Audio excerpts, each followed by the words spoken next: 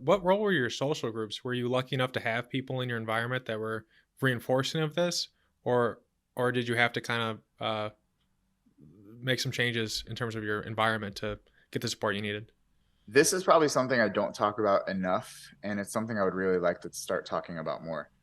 I've always been kind of a lonely person in that sense of I've never been a big social person. I'm extremely introverted, and which is weird if you see all the stuff I do in like social media or any of my career. For a living, I speak with people, but there's a reason I love being on stage because it separates me from a crowd. I have never been one to have massive groups of friends. I've always been a one or two friend kind of person. And usually my friends aren't really into what I'm into, like the gym or business or anything like that. So a lot of it has been kind of lonely in that path of I know I need to do it. And there's some people that come and join sometimes randomly, then they go out of my life. And then there's new people that come in. But it's almost like those are the variables. I don't have any constants in terms Mm, of like social community.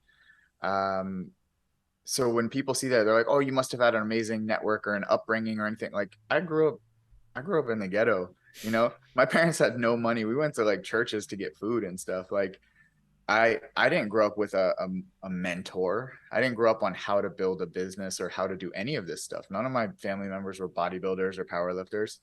Um, it's harder when you don't have a network or support system, but we do have resources. And the biggest resource you have is being resourceful in itself to Google. You know, I always joke around like, oh, you could technically get a Harvard education just by looking up their syllabus, renting the books, and reading them yourself.